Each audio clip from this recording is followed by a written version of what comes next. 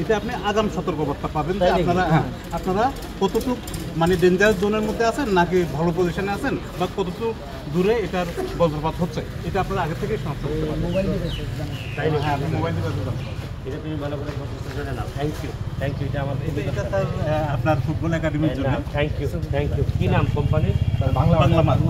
Bangla mark.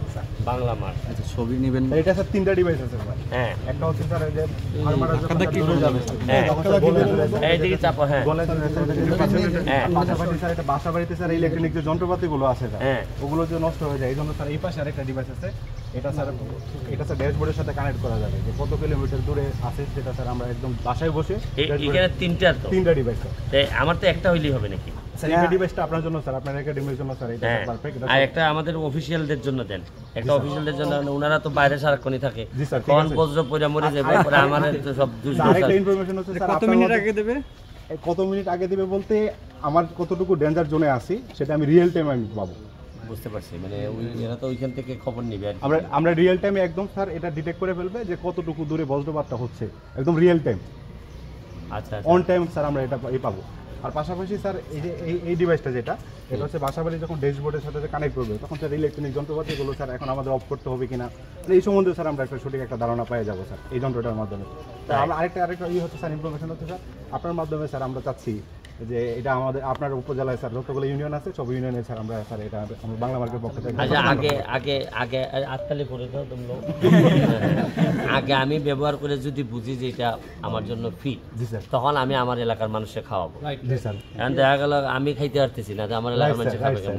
ঠিক আছে। আপনি আমাকে আগে আপাতত আমি একটা প্রাইমারিলি দেখি, যে দেখার পর যদি দেখি যে এটা হয় তাহলে আমি আমার অফিসিয়ালদেরকে দিব। আরেকটা বিষয় হচ্ছে স্যার আমরা স্যার অফিশিয়ালি স্যার আপনার মাধ্যমে স্যার এটা স্যার আমরা অসুবিধা নাই, কিন্তু আমার দিয়ে মানুষ পরে কিনা টিনা যদি দেখা যায় যে বজ্রপাত একদিকে আপনার মেশিন আরেকদিকে, তারপরে আমার ইজ্জত যাবে। কিন্তু আমেরিকান কিন্তু স্যার, আমেরিকান জি স্যার, আমেরিকান স্যার যে প্রিসিশন মেজারমেন্ট টেকনোলজি। ঠিক আছে, তাহলে আমার এটা আগে তুমি ব্যবহার করে আমার একটা রিপোর্ট দাও, এরপরে আমি আমার সব ইউনিয়নে দিয়ে দেবো। ঠিক আছে স্যার, আমাদের মেশিনটাতে একটু উঠবেন না স্যার? এটাতে উঠলাম না আমি, ছবি তুললাম। তখন এটা আমাদেরকে অটো সিগন্যাল দিবে, রেড সিগন্যাল দিবে যে এর থেকে আর বেশি লোড করা যাবে না। আপনারা তো কেটে পুরা এই ধান এবং ধানের যে গাছ, এটা শো ঢুকাচ্ছেন না, গাছ ঢুকবে না, শুধু ধানটা ঢুকবে স্যার। গাছ কই যাচ্ছে?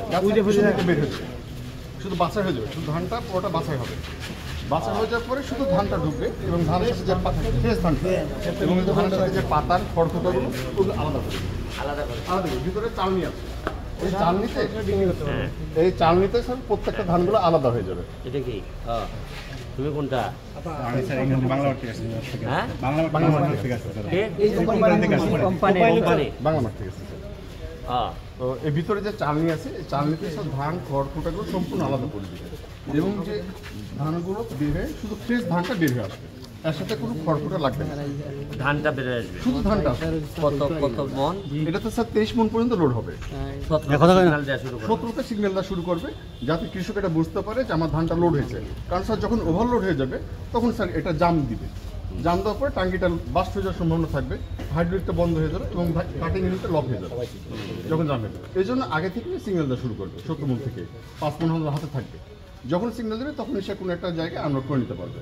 এবং এই আনলোড করে কি এই আনলোডের সিস্টেম থেকে আনলোড সিস্টেম ওই যে আমাদের আনলোড পাইপ আছে 15 ফিট। হ্যাঁ, এই 15 ফিট পাইপ সে মনে করেন বস্তা তো সরাসরি নিয়ে নিতে পারবে, অথবা সে কোনো ট্রাক্টর বা কোনো জায়গায় সে সেফ জোনে নিতে পারবে, শুকনো জায়গায় নিয়ে আসতে পারবে। এবং স্যার এটা 3 ফিট কাদাতে নামতে পারবে। অনেক সময় কি স্যার কাদাতে অন্য কোনো মেশিন নামতে পারে না বা কৃষক ধান কাটতে পারে না, কিন্তু এই মেশিন থাকলে অটোমেটিকলি ধান শুকনো ধান চলে আসবে, একটা ভেজা ধান আসবে না, বুঝতে পারছি। বনটা থেকে যাবে ক্ষেতের মধ্যেই, আর ধানগুলো সুন্দর কৃষকের কাছে নিয়ে চলে আসতে পারবে এবং সে বস্তাতে ইজিলি নিতে পারবে, বস্তার মধ্যে নিতে পারবে। সে যদি মনে করেন কোনো একটা শুকনো বিছানায় উঠানে নিতে পারবে, 15 ফিট পাইপ আছে সে কাছে নিয়ে নিতে পারবে। স্যার এই চায়না কি আমাদের জন্য বানাইছে না এদের জন্য বানাইছিল? আমরা আনছি ওদের জন্য বানাইছিল, কিন্তু বেসিক্যালি আমাদের রিপোর্টের উপরে তারা আপডেট করে বানাইছে, কারণ ওদিকে স্যার কাদা জমি কম চায়নাতে।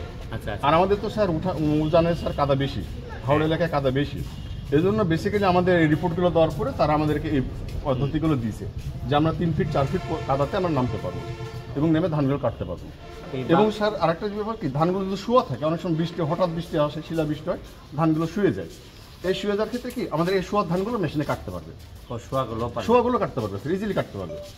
মেশিন শুধু একজন কৃষক থাকবে, ড্রাইভার থাকবে, সে চালাবে, অটোমেটিক ধান ফ্রেশ ধান চলে আসবে। আপনারা কি সোলো কোম্পানি? আমাদের স্লো কোম্পানি স্যার রয়েছে। এটা বলিনি, বলছি যে বাংলাদেশে যে সাপ্লাইটা নেই এটা কি কোম্পানি আপনারা একটা?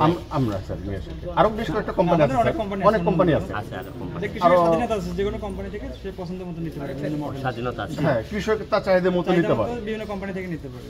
আর এরকম সরকার কয়টা মেশিন বাংলাদেশে এখন দিছে?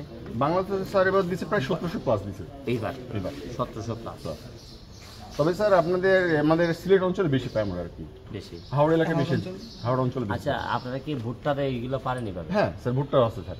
আবার চাইলে আমরা এই মেশিনও চেঞ্জ করতে পারি, শুধু কাটিং ইউনিটটা চেঞ্জ করে দিলে ভুট্টা কাটা যায়। ভুট্টা কাটা যায়? ভুট্টা কাটা যায়।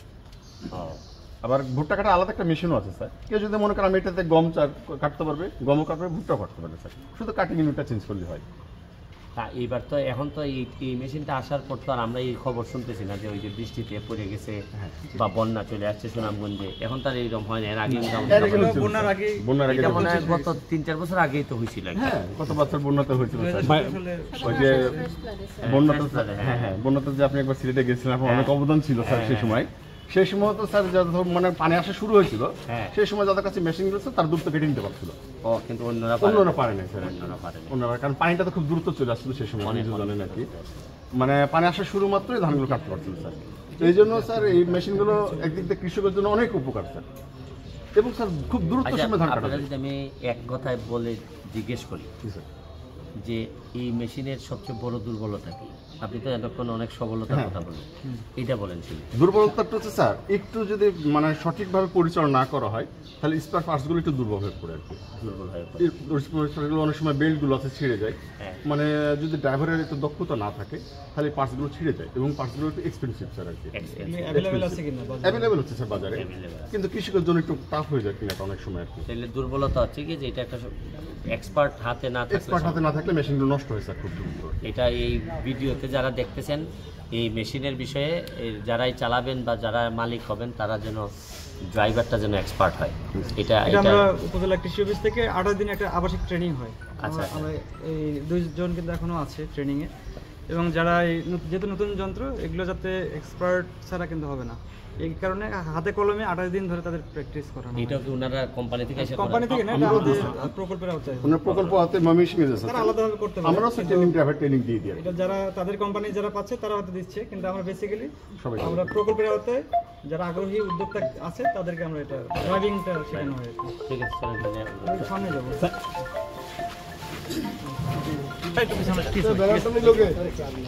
কেউ আছে আজকে যে প্রোগ্রামে, ওরা কখন আসবে? রুহেল